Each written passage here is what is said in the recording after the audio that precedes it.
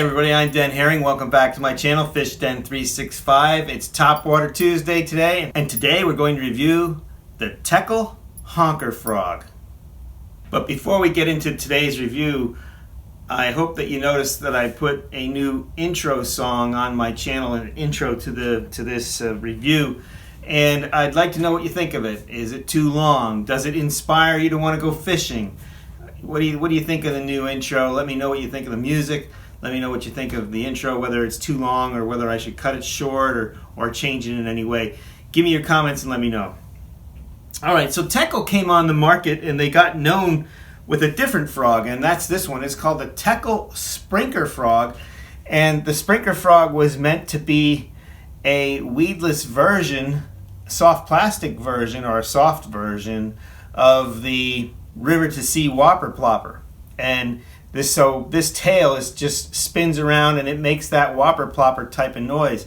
But and this catches fish, and I like this bait. It doesn't fish very well in heavy slop though, or at least the tail can't do its thing. It's better. This bait I think is better in weeds that are not so thick, in cover that is sparse and not very, very thick.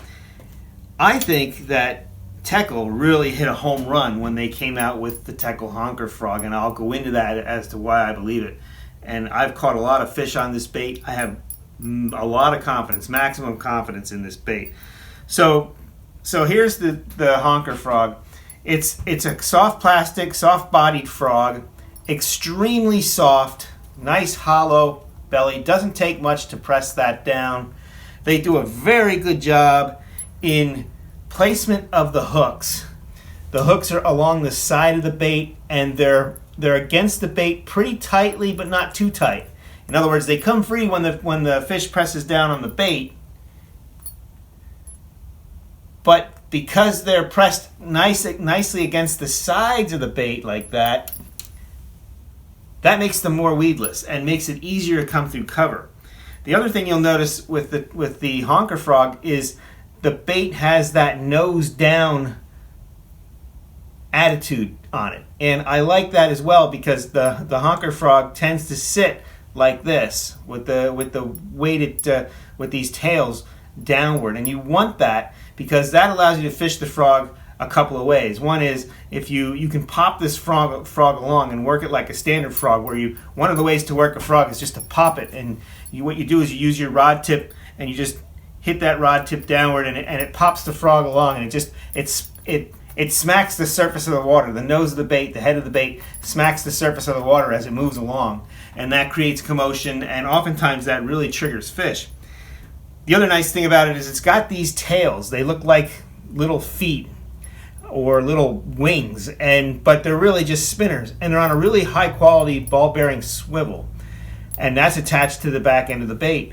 And the nice thing about that is that I just noticed this one pulled out a little bit. Let me fix that. That's how it should look. They should be even. The thing about that is when you're reeling this along, it actually stays on the surface but sounds like a buzz toad because these things are kicking. The other thing they do is they bang into each other as they're spinning, and it makes a racket, a clanking racket, and that tends to bring up fish, especially under certain circumstances, which I'll get into in a little bit. They have some good colors. I like this color here. This, I don't know the name of it. It's got a white belly and just like a greenish back. It almost looks just like the colors of what you'd find in lily pads. It's got a little yellow in the eyes. The back looks like the color of lily pads, and it's got that white belly. This matches in with lilies really well, and I like to fish that way sometimes because, if you look at the life forms that are on pads, oftentimes they don't look a whole lot different in coloration than the pads themselves. They blend in, and something like this blends in and it looks natural to the fish, and yet you can make a lot of commotion with the legs kicking and using that slapping technique. They can find it that way and you can catch them. But there's other colors too. This is a nice shad or bluegill type of color, and that's another nice color that I like to fish. The bait really does very well in certain circumstances. I think that it really fishes well in pads. It might be better in pads than any other scenario. It fishes very well over milfoil too, I should say. You have that, sometimes you have that milfoil that's just on the top or just a little bit submerged. because these legs kick and make that commotion, they'll come up through the milfoil and blast it that way, just like they would a toad. I love fishing a toad that way. This gives you a little different option. If there's a little bit of wind that day and the toad could get drowned out by the wind, well then that's when you might want to throw the honker frog, because all that noise that these things make while they're clanging helps the fish track and zone in on them. But I really, really enjoy fishing it in lily pads because you can kind of crawl this thing along, you can slap it along. These things are kicking and making a fuss, a commotion, and then it comes off a pad and it sits in between two pads, say. These things look like legs hanging down. It just looks like the right profile, and I think it really attracts fish. And then when it's moving along, it could look like a bluegill. So you have a combination here where the fish might, be keyed in on bluegill, which you're imitating with this, or even a frog as well. A really, really good bait. I find that sometimes when the wind is blowing in the pads, this is the bait of choice, because when that wind blows in there, it's making noise, it's making a commotion, the pads are kind of moving, and so they can hone in on the sound this thing makes a little easier. And on windy days, this thing is really good when the pads have a little wind blowing in on them. Something to remember. And the other nice thing about this is it fishes well in open water too. You can go along a weed edge with it, and because it's got these tails that kick, you can just kind of reel it along like you would a buzz frog or a buzz toad, and it catches fish that way too. So I like the bait because there's a number of ways you can fish it. It has the typical frog profile, but you can fish it in more than one way. I like the fact that it's got a nice frog body. It's not too wide.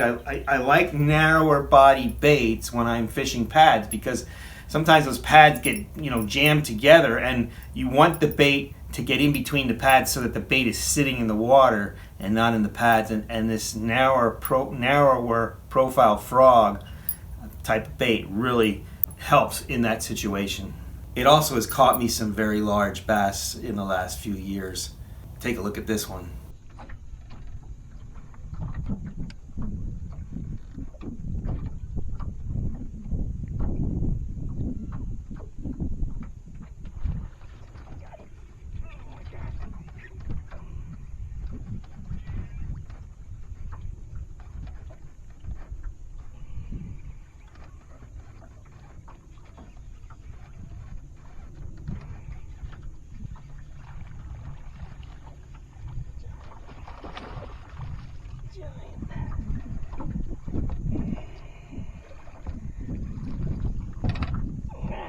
Yes.